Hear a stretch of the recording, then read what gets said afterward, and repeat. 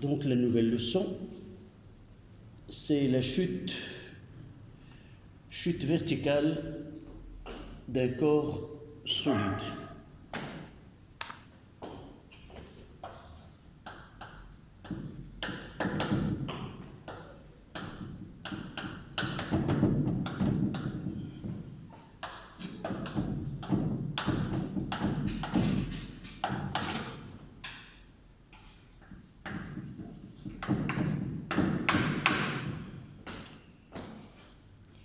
Chute verticale d'un corps solide.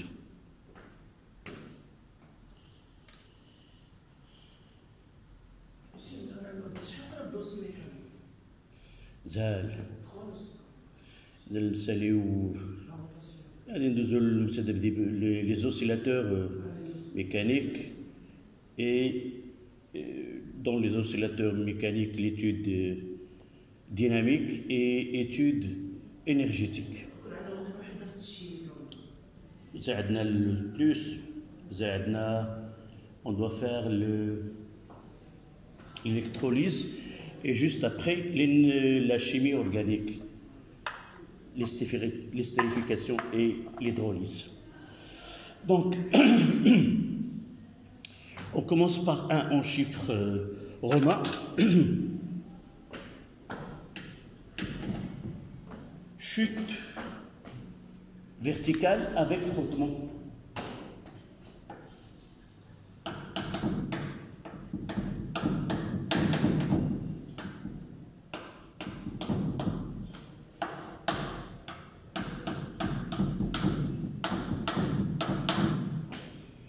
Chute verticale avec frottement.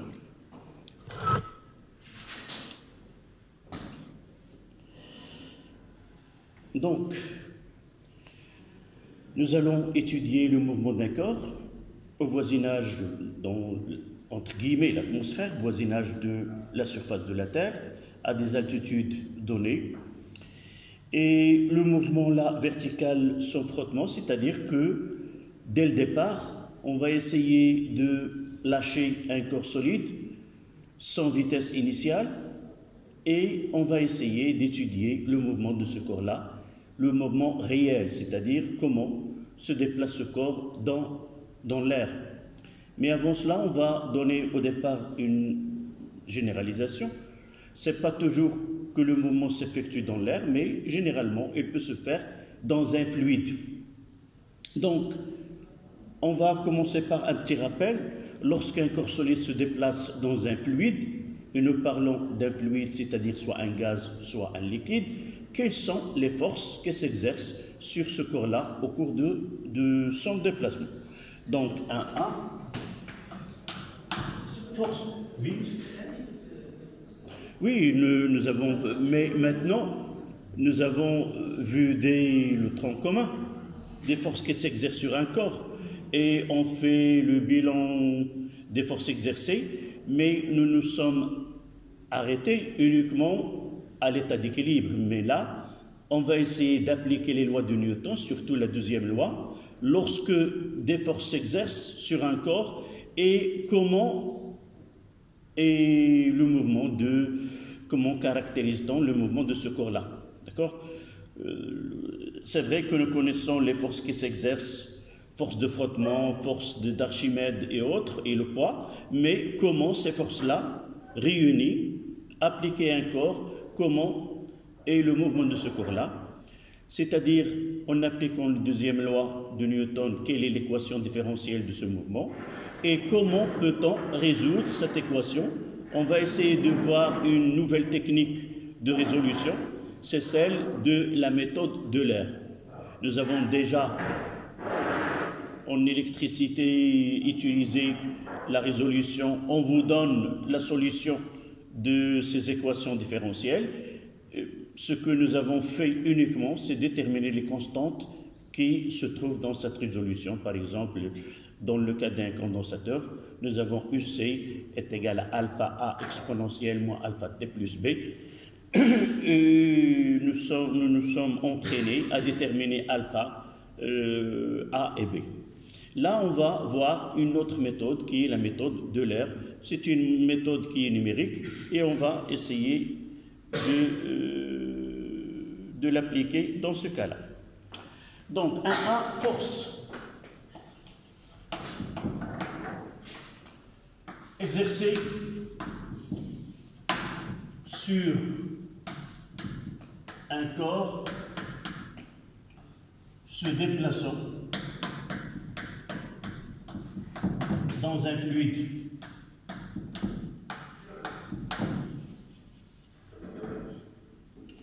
Dans un fluide.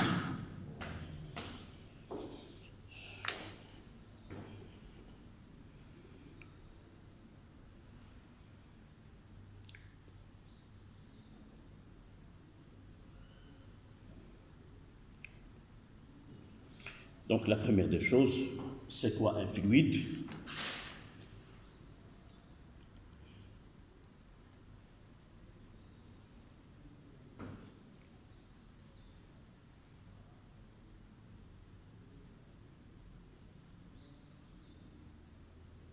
Donc, à la ligne, voici, on écrit. Lorsqu'un corps solide de masse M, lorsqu'un solide de masse M se déplaçant dans un fluide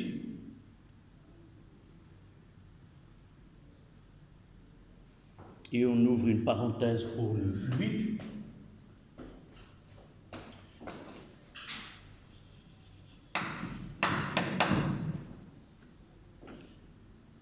un liquide ou un gaz,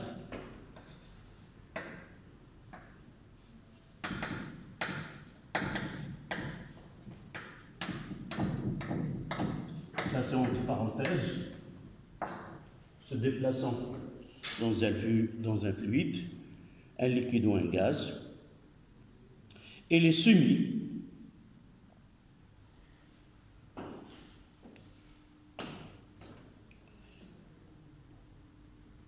à deux forces, et les soumis à deux forces.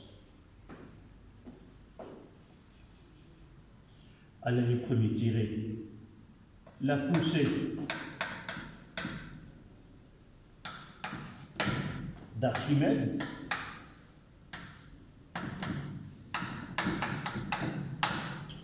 qu'on la note FA,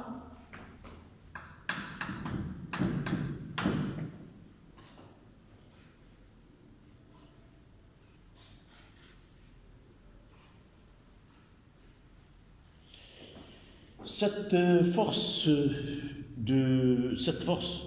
qui est liée à l'action d'un fluide sur un corps, son expression, ses caractéristiques. D'abord, la direction de cette force FA, la droite d'action de cette force, elle est la même que celle du poids du corps.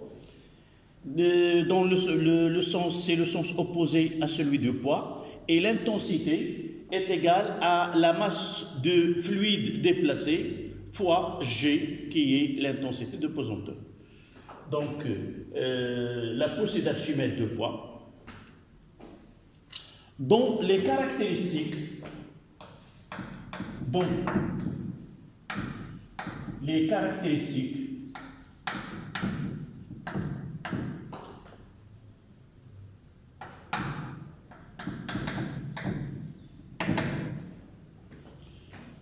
on peut uniquement faire un schéma.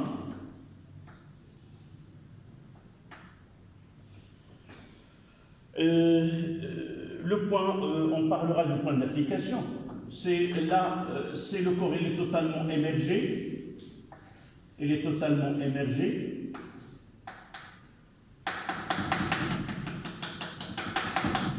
Là, un fluide. S'il est totalement émergé, alors FA, voilà FA, et par référence, on va noter le P.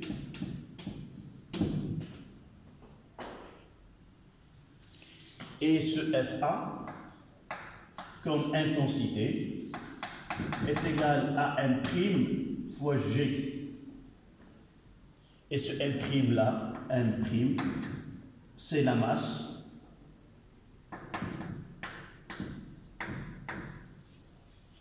du fluide, déplacé. Du fluide déplacé.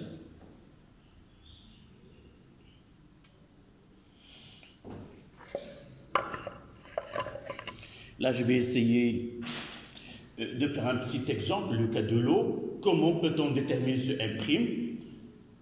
Et qu'est-ce que ça veut dire la masse de liquide déplacée? Vous voyez, lorsque un liquide est dans un fluide, il est totalement émergé et par la suite, il occupe, lui, dans cette position-là, il occupe un volume qui est là. C'est que elle a déplacé les constituants de ce fluide et par la suite, elle a pris ce volume-là. Donc, un exemple, je vais essayer de mettre comment déterminer la masse d'un liquide déplacé. Par exemple, là, j'ai un corps, je vais essayer de l'émerger dans le liquide, là. J'aurai ici, et le liquide, il va se déplacer. Donc, je vais essayer de remplir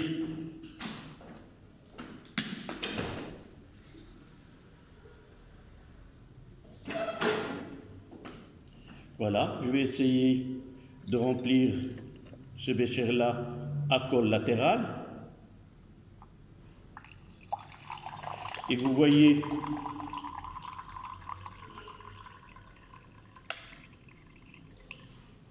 voilà, tout corps introduit dans le bécher, elle va donner un déplacement de liquide.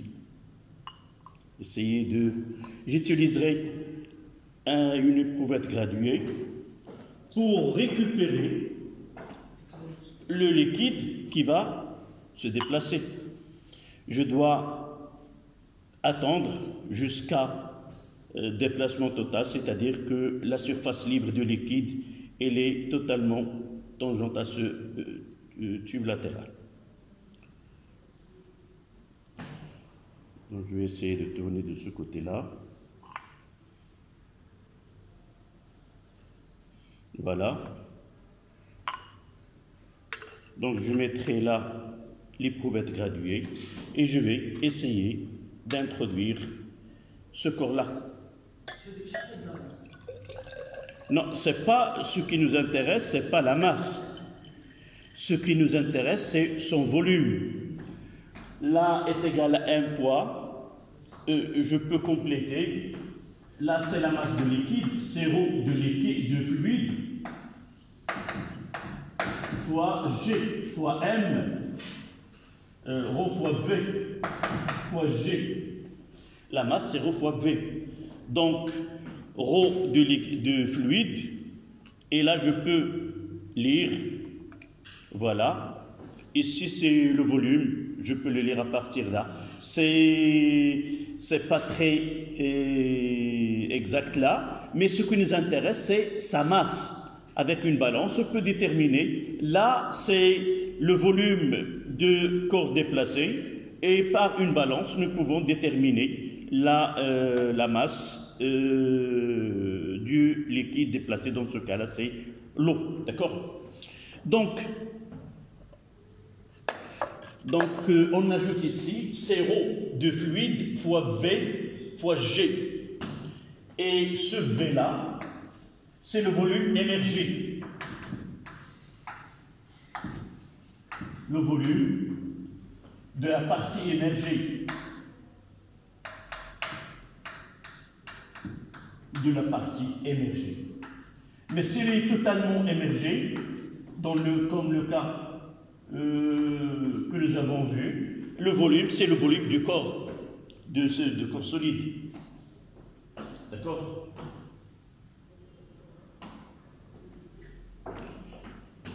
Donc là, c'est la masse. Évidemment, je peux déterminer avec quel était ce volume-là. Donc 20, 25, c'est à peu près 27, 25, 27, 28. Donc je dois l'avoir de ce côté-là. Et voir le bas du ménisque, c'est 25, c'est 26 millilitres à partir de ce éprouvette graduée. Mais on ne va pas faire ρ de l'eau, c'est 1 gramme par millilitre et on va déplacer. C'est à peu près, c'est 25 grammes, c'est la masse de liquide déplacé. Mais pour être exact, on utilise une balance, c'est mieux. D'accord? Donc, pour le point d'application, lorsque il est totalement émergé, c'est le centre de gravité, le point d'application de ce FA. S'il n'est pas totalement émergé, un exemple, et ça, on ne va pas le traiter, c'est le corps, il est émergé uniquement de cette façon, on doit utiliser voilà, ce G', et de là, on va essayer de tracer cette force-là, FA. Mais le G, le centre d'inertie du corps, il est un peu plus haut, là c'est G, et de là, on va représenter P. D'accord? Mais lorsque le corps il est totalement immergé dans le fluide, le point d'application de FA, elle est la même que le point d'application de G du poids. Deuxième force là c'est la poussée d'Archimède. Deuxième point, c'est les forces de frottement.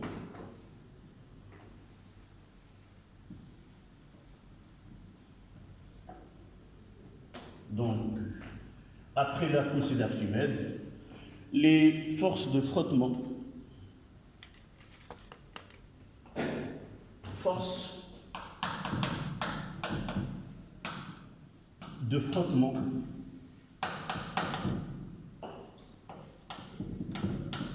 Force de frottement fluide. Force de frottement fluide. Là. Tous ces contacts, c'est dû lorsque le corps se déplace et le contact avec la matière que constitue ce fluide-là. Donc, il y a des forces de contact qui est répartie sur la totalité du corps qui se déplace. Et par la suite, on parle des forces de frottement. On peut représenter ces forces-là dans un fluide par une force résultante petit f. Et dans ce cas-là, d'une façon générale, est égal à K, une constante, fois V à la puissance n, portée par le vecteur K. On va le mettre comme nous le traitons, moins K fois V à la puissance n. Et dans ce cas-là, voilà Z ici O et ici K. Évidemment, le sens de mouvement il est vers le bas. Voilà le sens de mouvement. Et là, c'est le point de départ et le corps là. Ce F, toujours il est orienté dans le sens inverse, de mouvement. Donc aussi, elle est collinière avec P. Voilà le poids. Toujours on fait référence au poids pour déterminer les directions des forces qui s'appliquent au corps lorsqu'il est en mouvement dans un fluide. Et ce N dépend d'abord de la vitesse avec laquelle c'est la vitesse est de quelques centimètres, ce coefficient de quelques centimètres par seconde, le coefficient n est de 1. C'est la vitesse est de quelques mètres par seconde, ce n-là, ce coefficient est de 2. Plus la vitesse est grande, plus ce coefficient, on trouve une valeur donnée. D'accord? Vous mettez.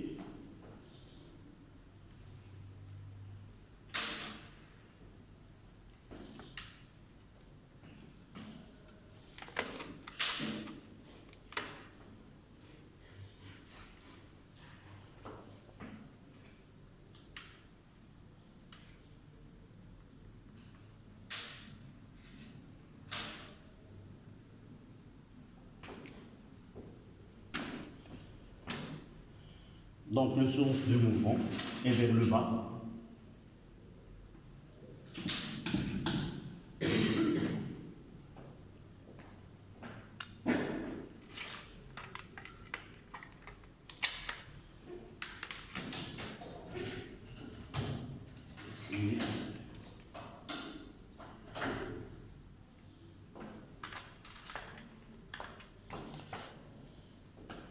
Donc, nous avons tous les forces qui s'exercent sur un corps qui se déplace dans un fluide. Maintenant, on va essayer de passer à 1,2. L'équation différentielle d'un corps solide se déplaçant dans un fluide. Quelle est l'expression de cette équation différentielle? Donc, 1,2, équation différentielle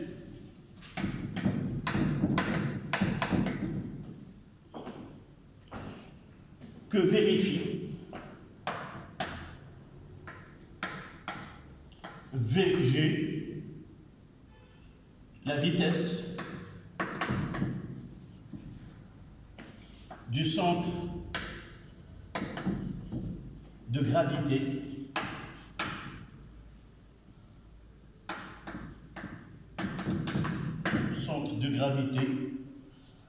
au centre d'inertie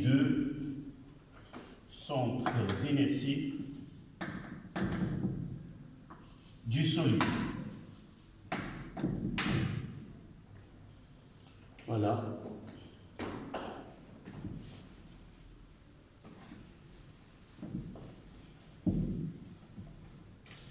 Donc, pour déterminer l'équation différentielle, on doit passer par la deuxième loi de Newton.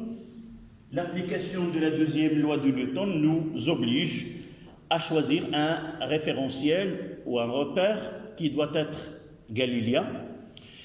Du fait que le mouvement ne dure que quelques secondes, donc le choix d'un repère lié à la surface de la Terre est parfaitement valable pour qu'on le considère comme un référentiel galiléen. Et par la suite, nous devons choisir, voici la Terre, le sol. On choisira un axe orienté vers le haut. Là, c'est Z et là, c'est O. Ça dépend parfois. On verra on va choisir un axe orienté vers le bas et on peut voir par la suite dans un exercice peut-être choisir un axe qui est orienté vers le haut.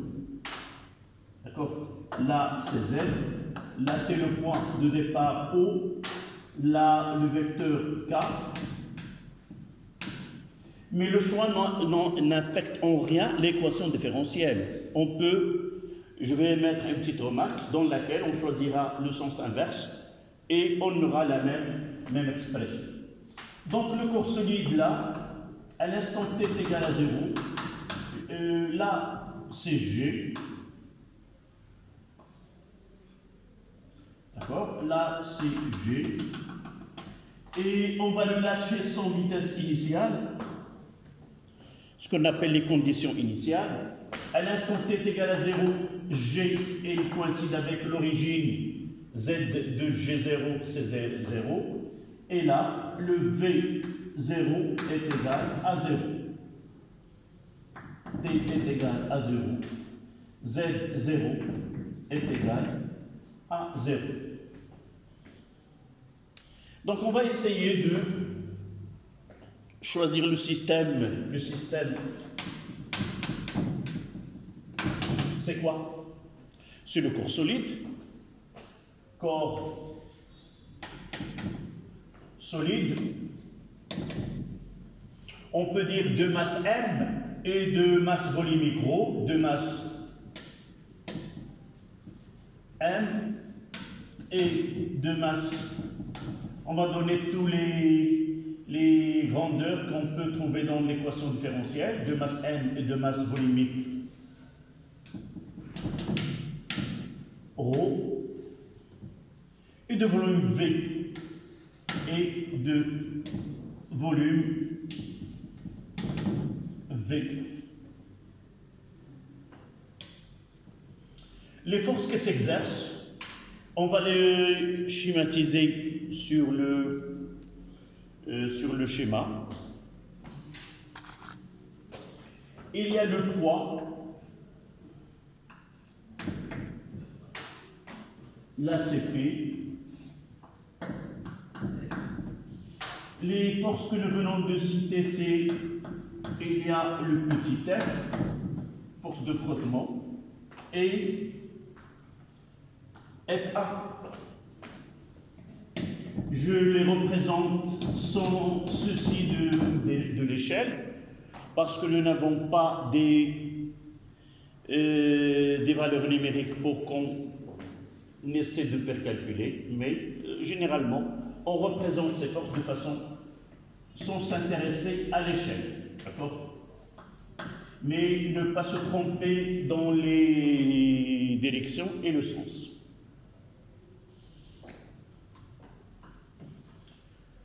Donc, deuxième loi. Deuxième loi de Newton.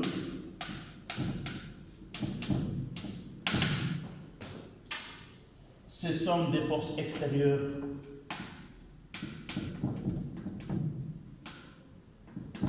est égal à M fois à G.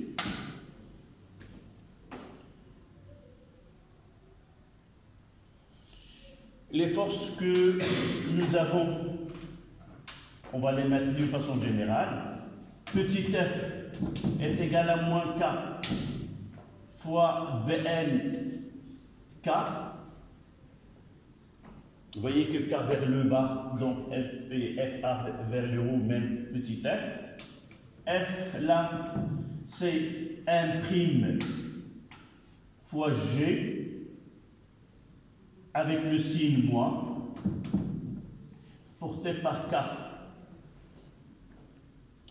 C'est FA.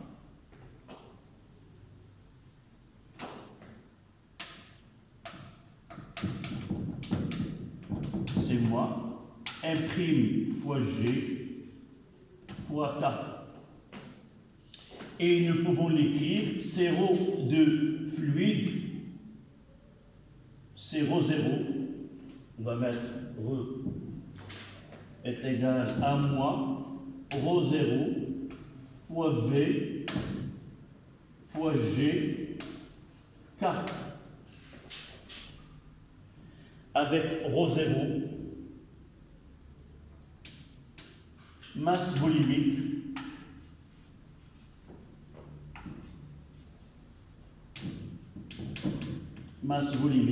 du fluide,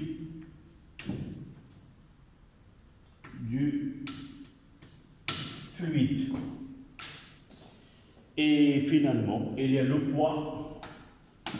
P est égal aussi, c'est moins, c'est plus M fois G porté par K, qui est égal à ρ fois V fois G porté par K.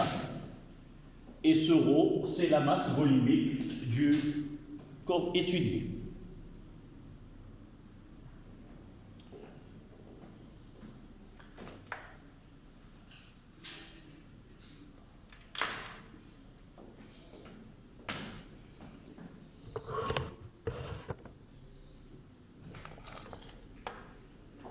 Donc cette deuxième loi de Newton, on va l'écrire C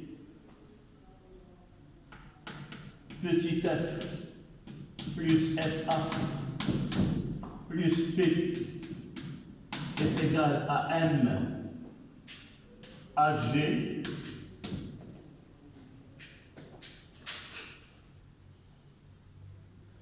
Donc on va remplacer chaque grandeur par son expression et on aura C moins F moins K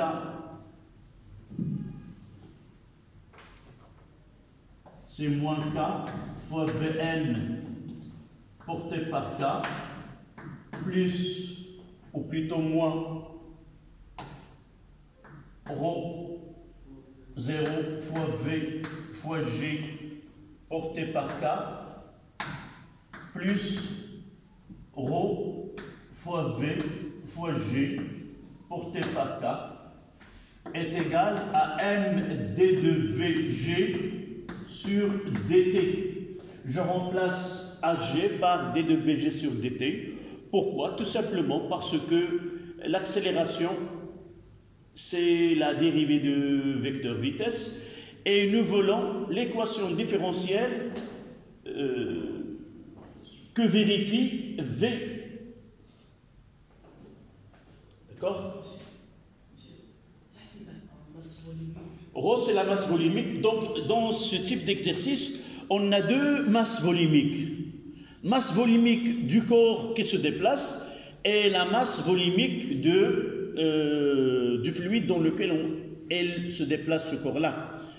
On va, là on traite le cas général, mais connaissant ρ, la masse volumique du solide et la masse volumique du fluide, dans certains cas, on va le mettre dans une remarque, on peut négliger cette force d'Archimède qui s'exerce sur le corps. On verra tout à l'heure comment peut-on simplifier cette étude-là.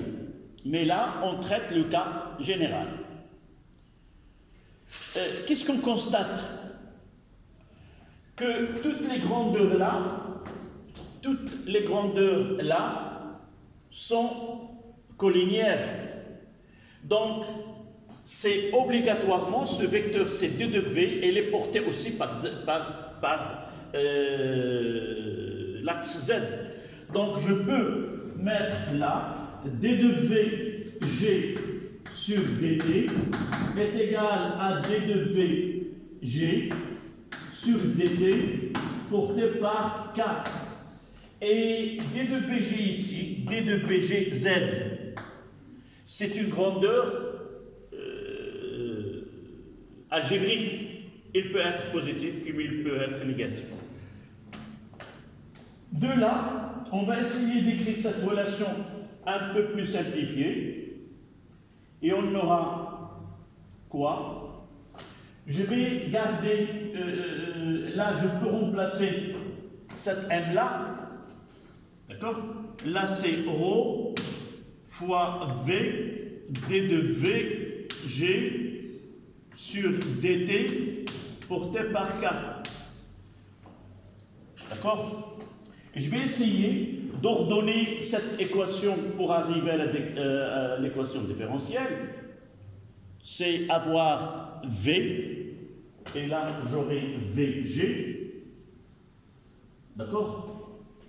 Donc je vais écrire cette équation-là.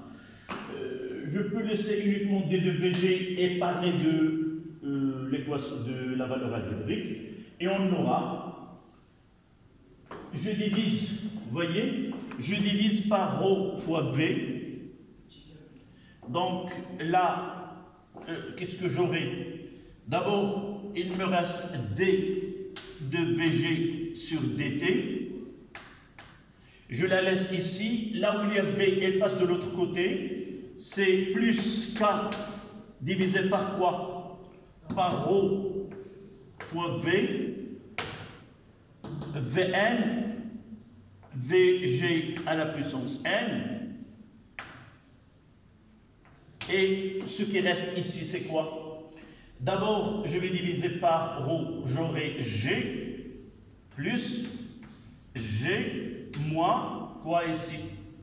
V se simplifie, il me reste que ρ0 sur ρ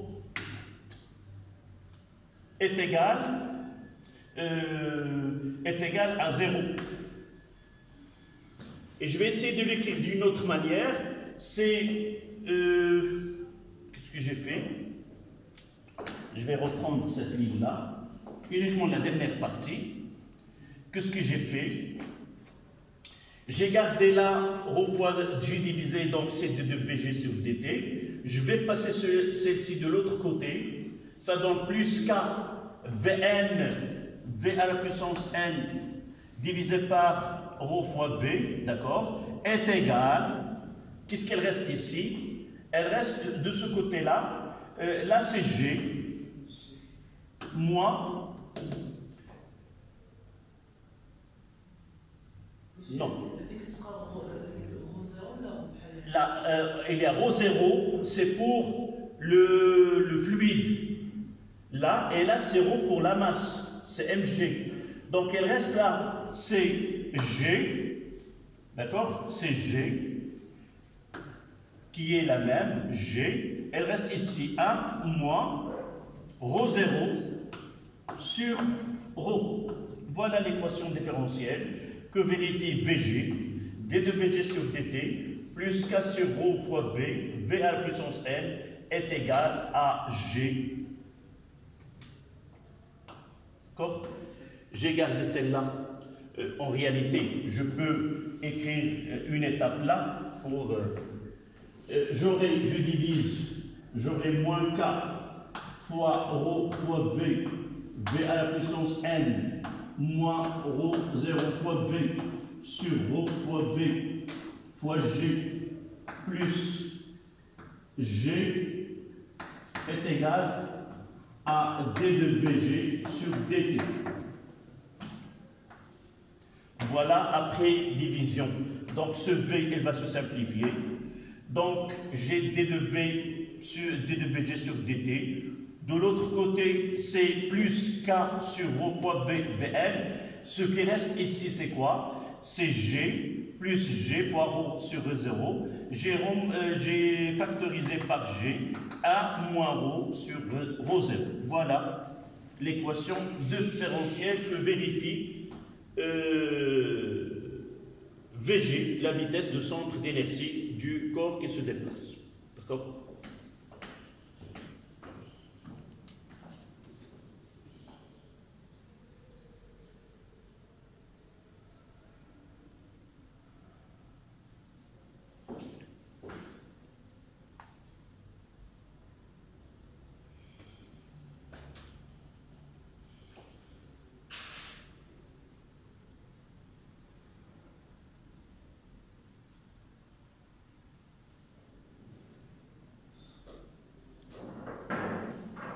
Donc, on va l'écrire sur une forme générale que nous avons l'habitude de l'écrire.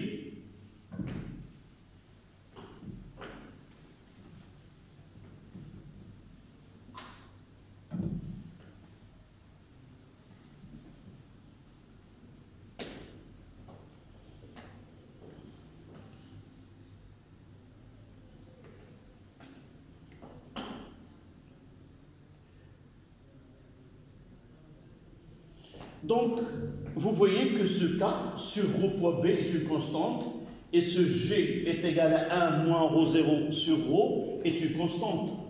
Donc, on pose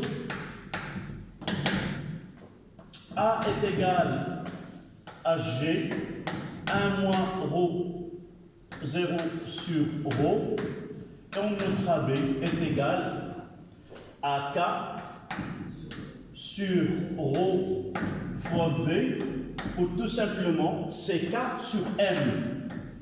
C'est la même chose. Et par la suite, on aura l'équation différentielle d de Vg sur dt plus B fois Vg à la puissance n est égal à A. Et nous voyons que là, avec ce n, généralement dans notre cas, ce n peut prendre 1, O2, c'est relatif à la vitesse avec laquelle le corps se déplace, mais on peut avoir un coefficient quelconque, ça dépend. Oui. A est égal à G, un moins ρ0 sur Un ρ0 sur ρ, oui.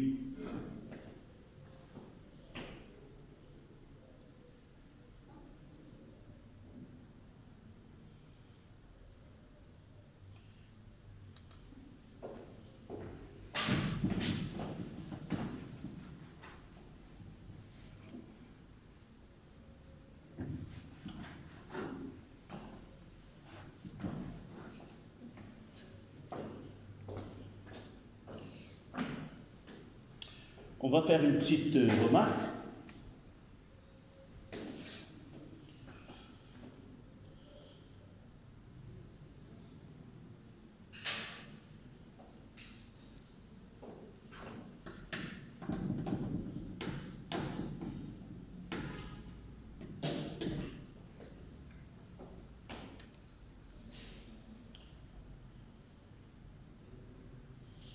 D'abord, 0, 0. Si ρ0 sur ρ est très petit devant A, ça veut dire qu'on peut négliger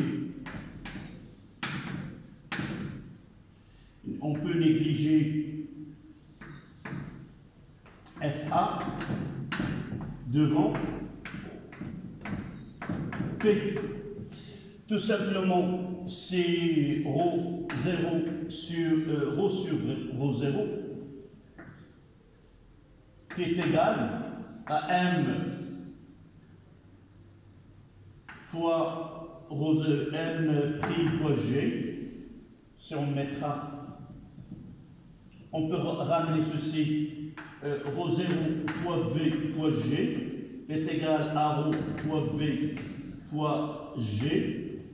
Et ceci, c'est FA sur P, qui est très inférieur à A, c'est-à-dire que la force là, tout simplement, on choisira un fluide ou un liquide dont la masse volumique est très petite devant la masse volumique du corps qui se déplace dans ce corps-là. Et par la suite, l'équation différentielle, d'abord on peut négliger FA devant P si, car si cette condition-là. Et la deuxième, lorsque la vitesse de déplacement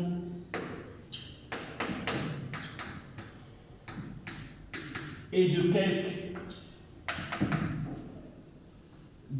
quelques centimètres par seconde, ce M est égal à 1. Et l'équation différentielle devient d2Vg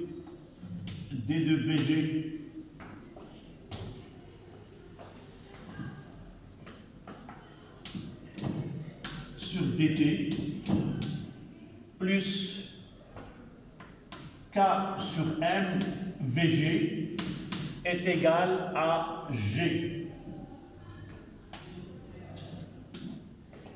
D'accord? Est égal à G.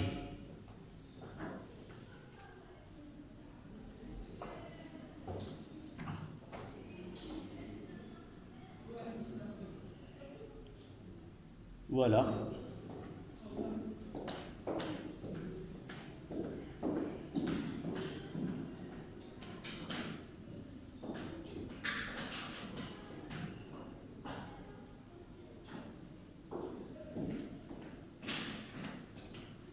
Mais dans certains cas, on peut avoir n est égal à 2.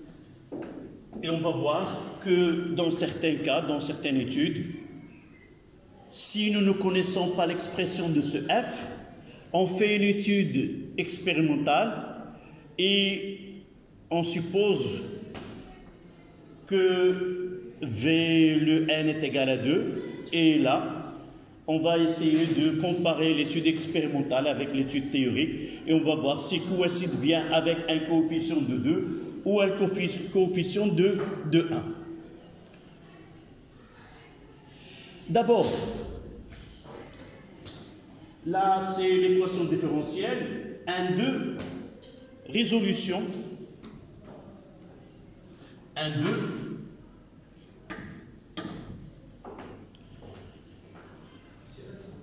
oui, 1, 3, oui.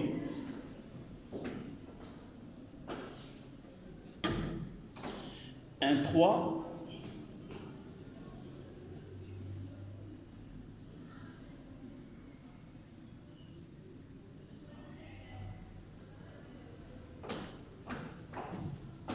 Type de mouvement.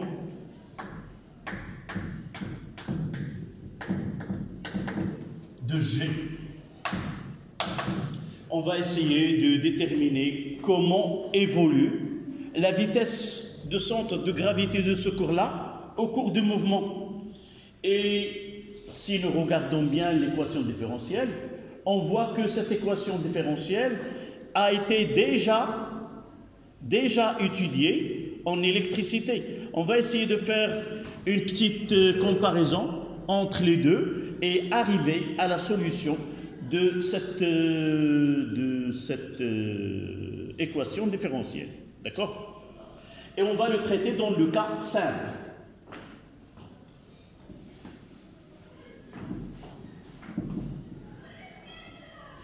Voilà.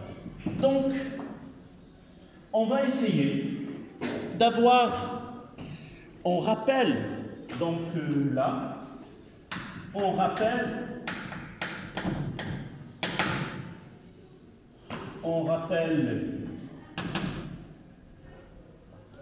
charge et décharge d'un condensateur, on rappelle l'étude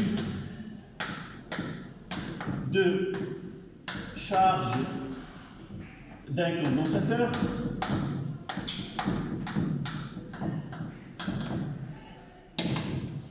quelle est l'équation différentielle dont on peut, là nous avons un générateur, E, un résistor, un condensateur, oui, on choisit un sens là positif, ici c'est UR, ici c'est UC, et nous avons l'équation UR plus UC est égal à E, et nous écrivons R qui c'est RC ddUC sur dt plus UC est égal à E. On va essayer de l'écrire de la même manière que nous avons ici. C'est ddUC sur dt plus 1 sur RC, UC est égal à E sur RC. D'accord? Et nous l'avons déjà écrit, c'est D de UC sur dt.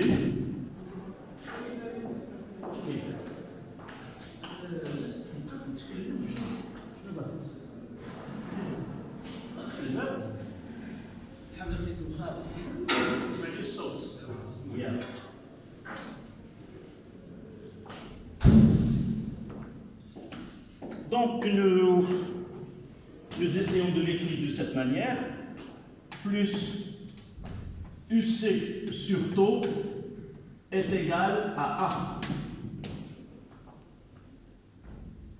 C'est ça l'équation que nous avons écrite.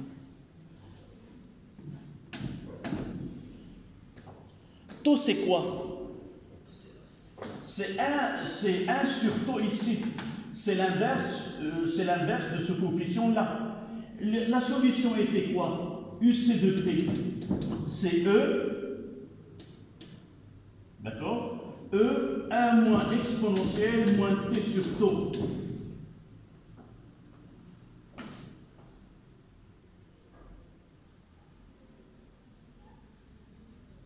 C'est quoi ce E? Avec E égale à quoi?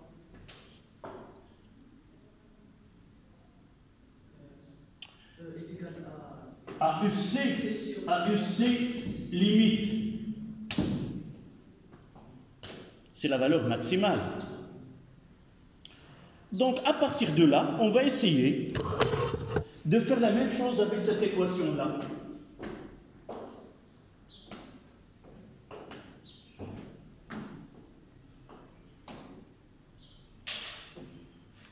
D'accord? Et quelle est cette solution?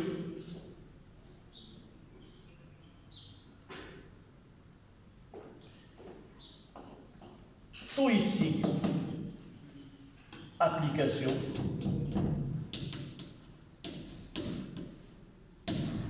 à cette équation-là.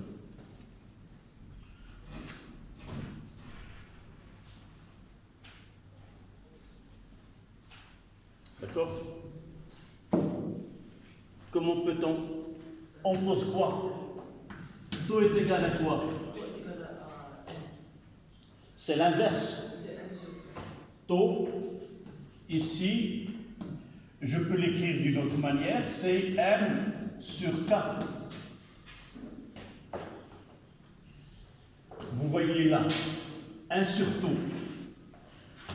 Si je fais une similitude entre les deux, 1 sur taux est égal à K sur M. Donc taux est égal à M sur K. On va revenir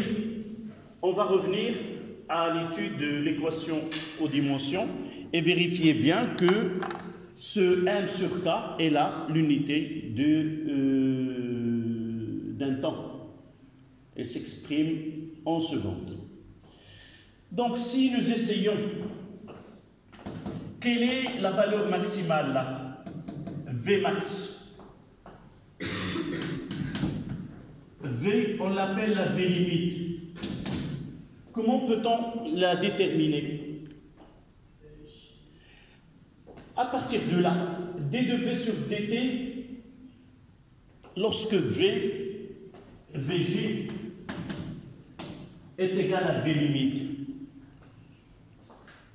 ça veut dire quoi? d de VG sur dt est égal à quoi? Est égal à 0.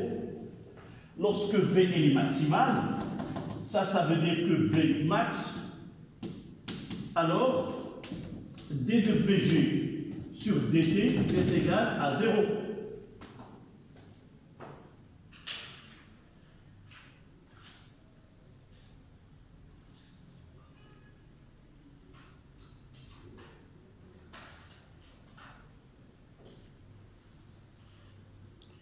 Et nous appliquons ceci, ce qui nous donne là, essayons de remplacer d de VG sur dt est égal à 0. Nous aurons ici quoi? K sur M, c'est VG. C'est la V limite. Divisé par taux est égal à G.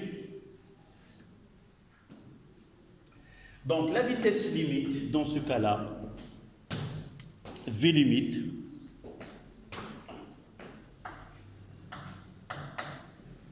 est égale à taux fois G. Si nous essayons de vérifier l'unité ici, G c'est une accélération de pesanteur, c'est mètres sur le seconde carré. Le taux s'exprime en secondes. Donc c'est bien, vitesse limite, c'est taux fois G, donc c'est mètres par seconde. Donc voilà.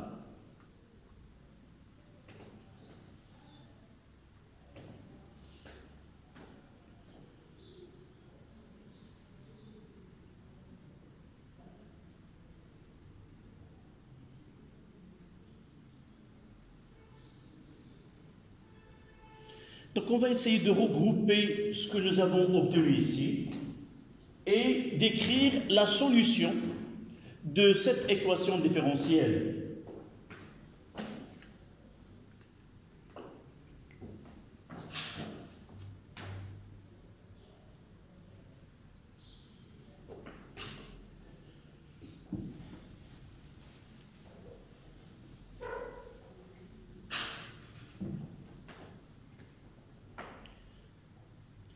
Donc, j'ai dit, cette solution-là, je vais en quelque sorte la calquer avec l'autre. Donc, au lieu de UC, qu'est-ce que j'ai dans la solution? Donc, même type d'équation. Donc, même type de solution. Sauf que la variable, c'est UC. Et là, la variable, c'est quoi? C'est VG de T est égal. Là, c'est E. C'est quoi E? C'est la valeur limite, la valeur maximale de UC. Ici, on doit avoir la valeur, la vitesse limite. 1 moins exponentielle moins t sur tau, avec tau est égal, nous l'avons déjà donné, c'est m sur k. Voilà l'équation, et ce qui nous permet de tracer la fonction VG de t en fonction de temps. On va essayer de mettre la même chose ici. Nous avons déjà représenté cette fonction. Vous vous rappelez comment varie la tension dans le cas de charge d'un condensateur? Combien il y a de régimes? Deux régimes, c'est exact, c'est bien. Le régime transitoire et le régime permanent. Et entre les deux, il y a ce 5 taux. Là, c'est 5 taux. Là, c'est taux. Et là, c'est la vitesse limite.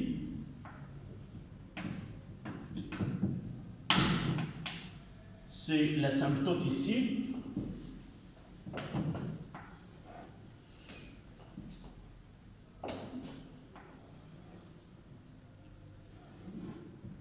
Voilà.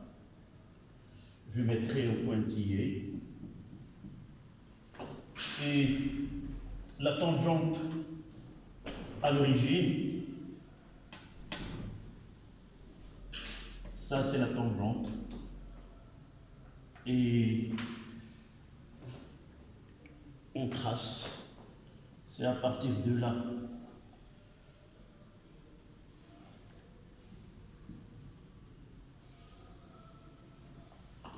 Là c'est VG de T. On va prendre ici, c'est le régime transitoire.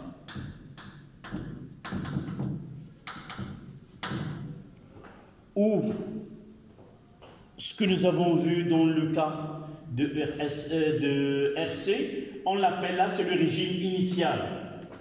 D'accord? On change de ici régime initial. Et de l'autre côté,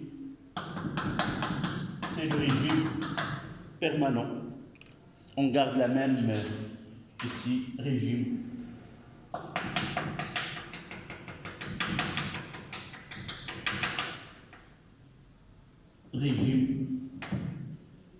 permanent.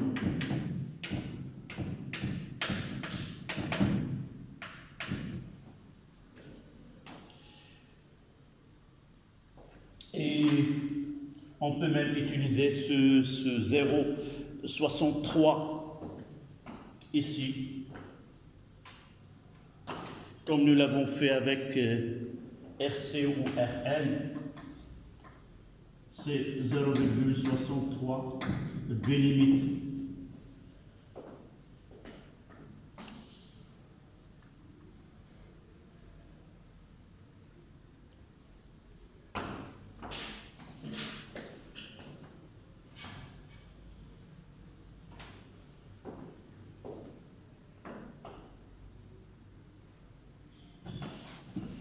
Là, si nous utilisons le cas simple et la méthode de résolution que nous avons déjà traitée en électricité, mais le nouveau, c'est qu'on peut résoudre même les cas les plus difficiles d'équations différentielles en utilisant la méthode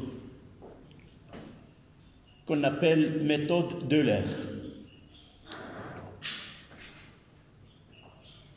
Dans quelques phrases, on va essayer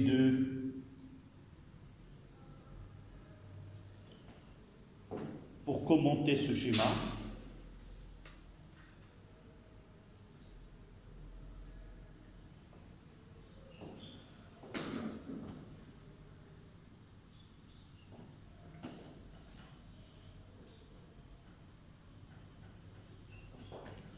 Donc à la ligne, vous notez, au cours d'une chute verticale, au cours d'une chute verticale, au cours d'une chute verticale avec frottement,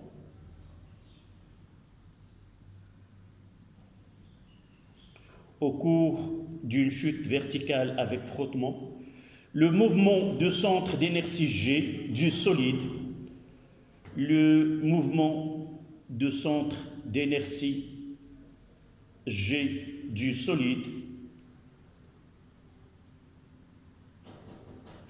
peut se décomposer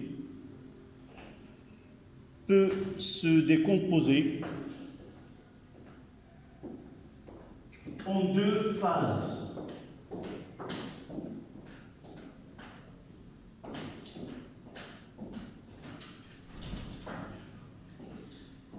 Peut se décomposer en deux phases. Deux points à la ligne.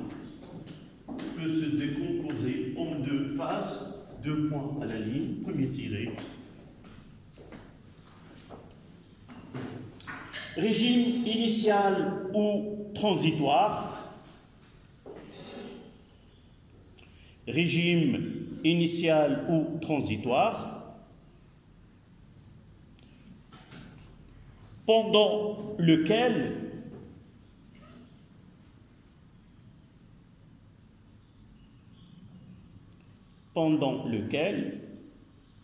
la vitesse VG augmente,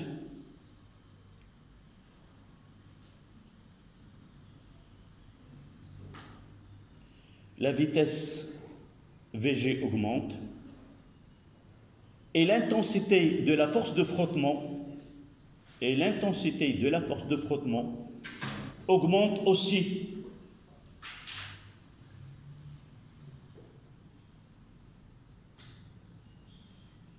Pendant que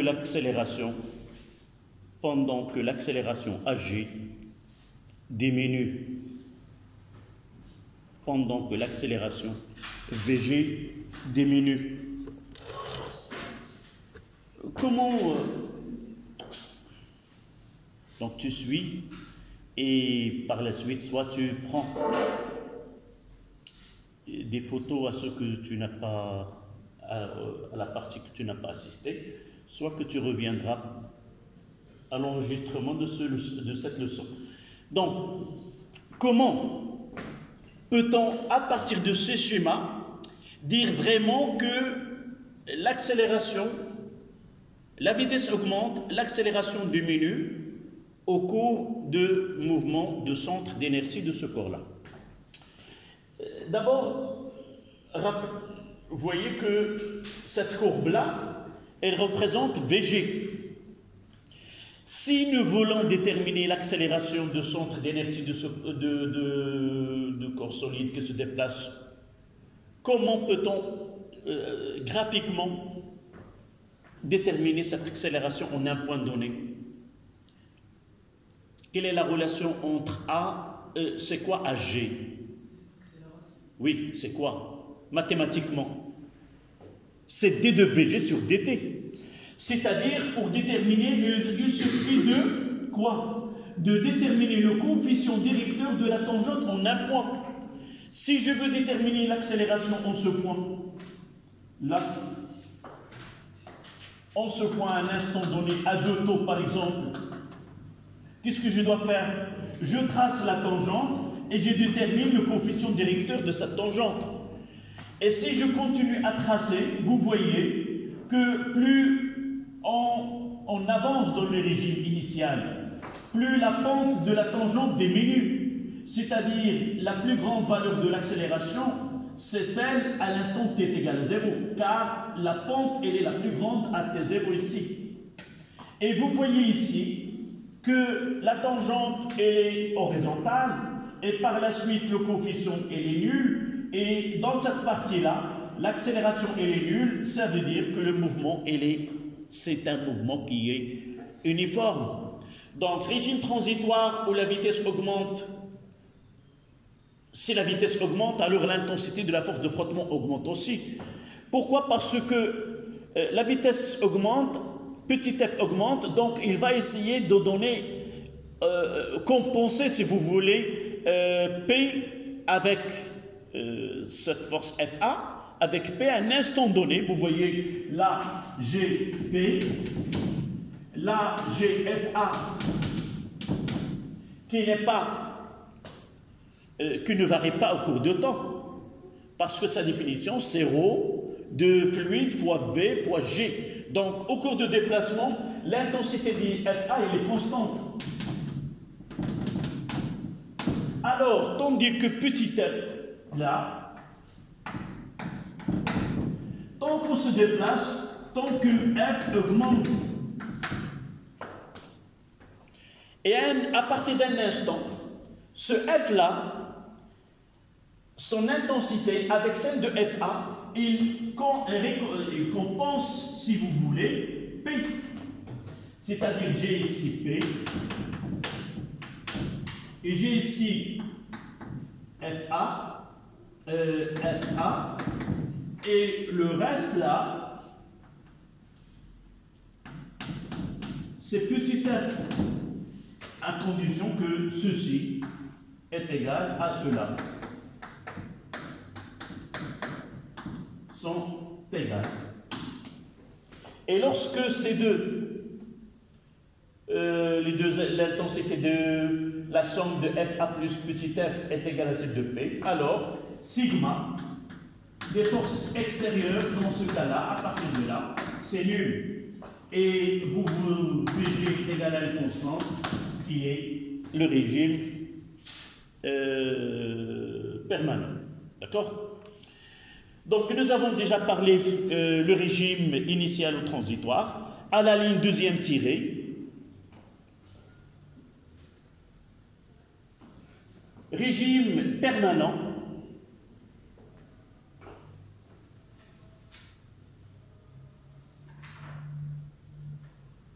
pendant lequel la vitesse VG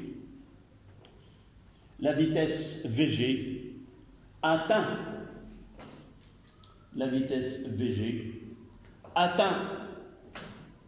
sa valeur limite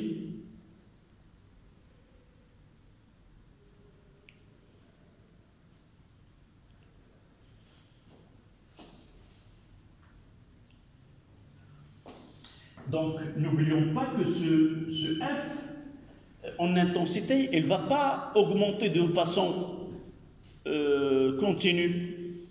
Lorsque la vitesse VG atteint sa valeur limite, la force de frottement aussi va atteindre sa valeur maximale, que je peux mettre F max qui est égal à quoi? Qui est égal à K fois V limite.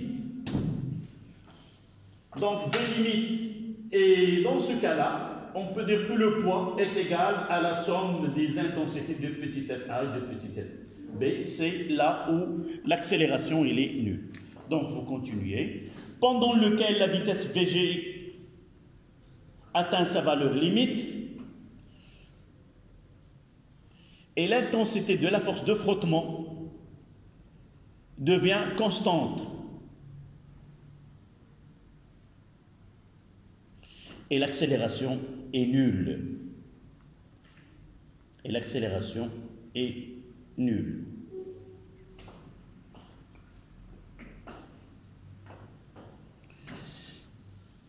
Donc, je vais revenir. On va faire une petite remarque. Là, nous avons fini l'étude classique que nous avons l'habitude de faire. On passera à 2 par la suite, on le laissera, Inch'Allah, juste après. C'est comment résoudre cette équation-là et sans passer par cette fonction. On va essayer de déterminer la valeur de VG au cours de temps, dresser un tableau dans lequel il y a le temps et la vitesse, et tracer cette courbe d'une façon mathématique. Et généralement, on peut utiliser un logiciel qui facilite la tâche de la représentation de cette courbe. On parlera par la suite. Donc, revenons à ce taux. Vous mettez remarque.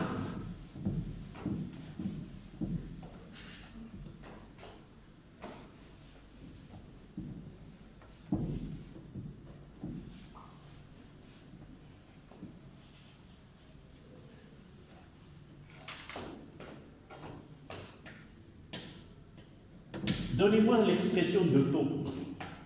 C'était M sur K ou K sur M? Oui, revenez. L'expression de taux. M sur K. M sur. On va essayer d'utiliser l'équation dimension et de vérifier vraiment que cette expression correspond vraiment à un temps. D'accord? Donc, taux, c'est M sur K.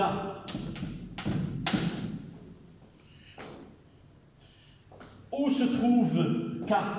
C'est petit f est égal à K fois V. D'accord?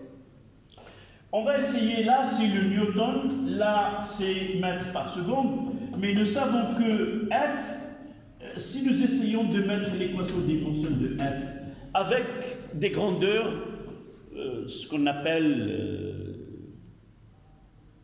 Darbujaras, non? Wow. Je ne sais pas, vous vous regardez mutuellement? Non. Donc, comment peut-on avoir l'équation de dimension de F?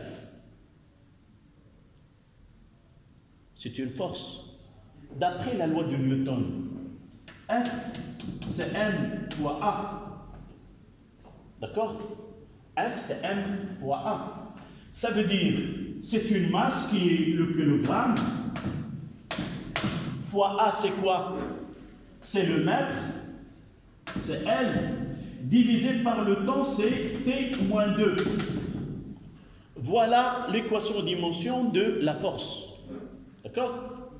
V, c'est mètres par seconde, c'est une longueur fois T moins 1.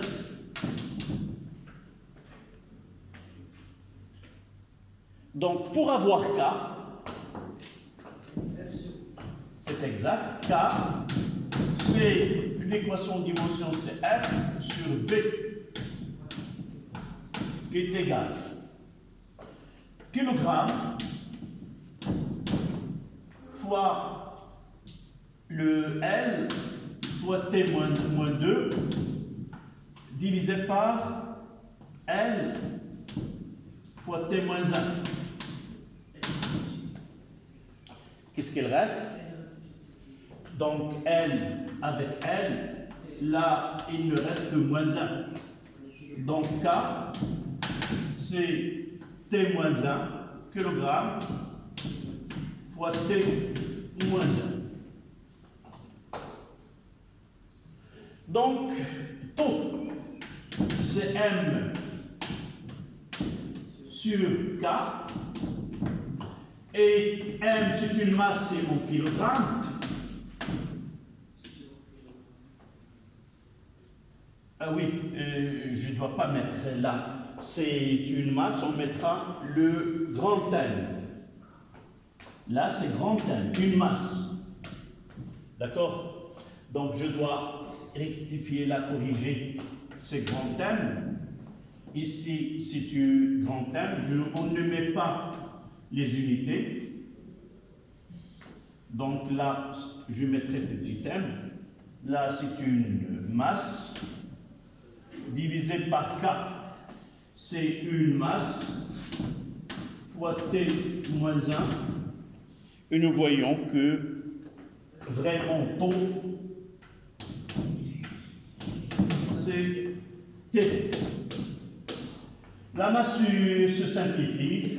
1 sur, ça donne, voilà, l'équation dimension de taux dans cette étude-là. Essayez de prendre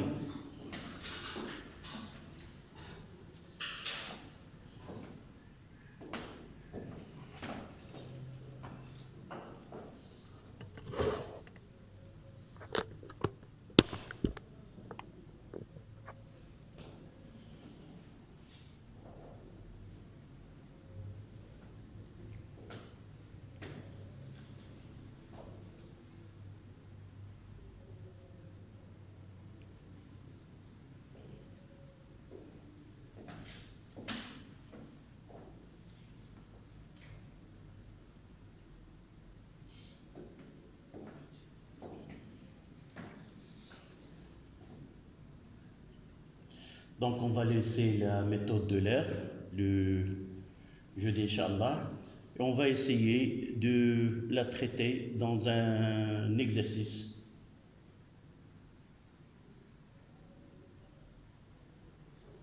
On va faire l'application, comment on applique cette méthode, et juste après, on va faire un exercice.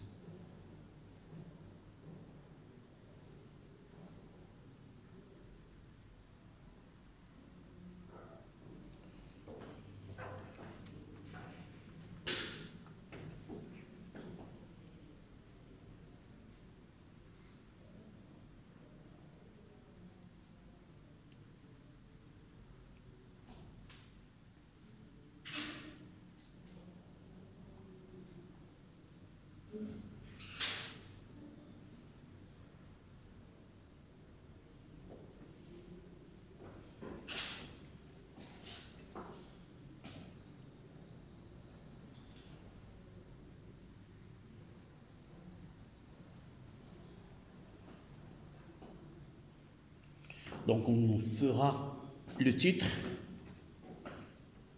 c'est deux en chiffres romains.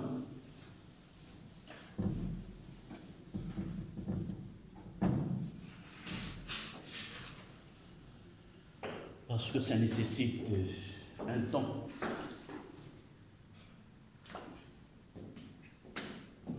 Deux en chiffres romains.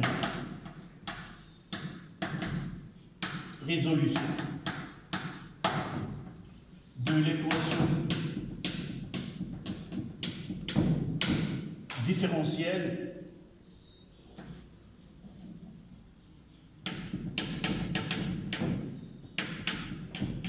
par la méthode de l'air.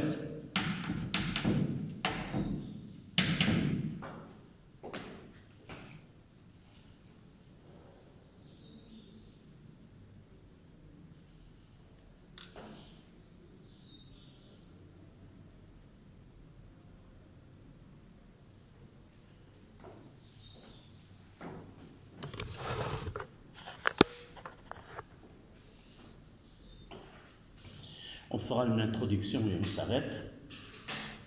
L'objectif de cette méthode,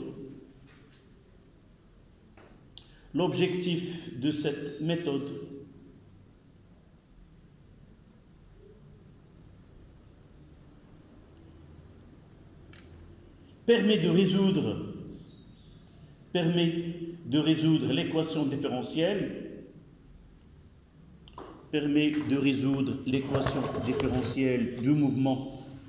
du mouvement de centre d'inertie G,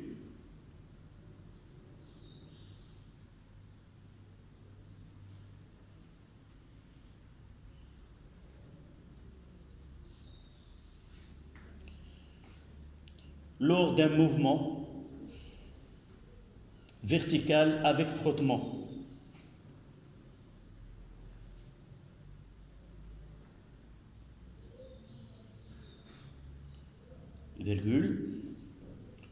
C'est une méthode numérique.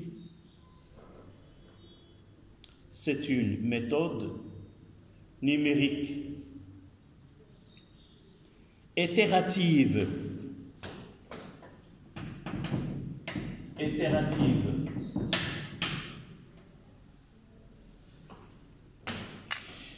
Tout simplement, on va essayer de choisir des intervalles de temps réguliers.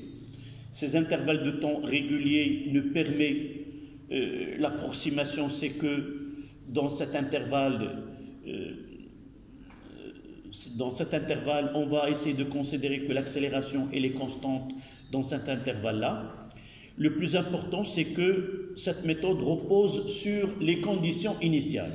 Sans conditions initiales, jamais on n'arrive à résoudre cette équation.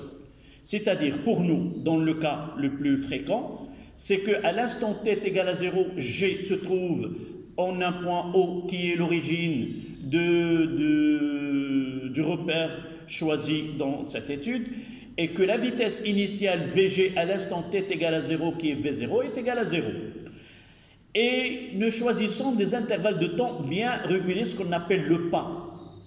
Et cette méthode itérative, c'est-à-dire à partir de conditions à t est égal à 0, on passe à t est égal à 1, on détermine V1 et on détermine l'accélération A1 avec A1 et V1 et passe à l'intervalle suivant, on détermine V2, puis A2 et ainsi de suite. Cette méthode-là de succession de calcul, c'est ce qu'on appelle itérative et numérique. Pourquoi? Parce qu'on détermine les valeurs numériques des grandeurs dans cette équation, qui est la vitesse et l'accélération. Donc, c'est une méthode qui est approchée. On peut avoir des résultats qui sont très rapprochés à l'étude expérimentale, tant que nous choisissons des intervalles de temps qui est très petits et aussi une remarque avec laquelle on va finir, c'est que cette méthode-là, elle est plus pratique dans le cas où on n'arrive pas à résoudre l'équation différentielle. Vous voyez que celle que nous avons traitée, on peut la résoudre de la façon que nous avons traité en électricité. Dans certains cas, lorsque le coefficient est 2, kV carré, dans ce cas-là, on ne peut pas faire la comparaison avec l'électricité. Et là, on est obligé à suivre cette méthode itérative. D'accord? On le verra, Inch'Allah, le jeudi. Voilà.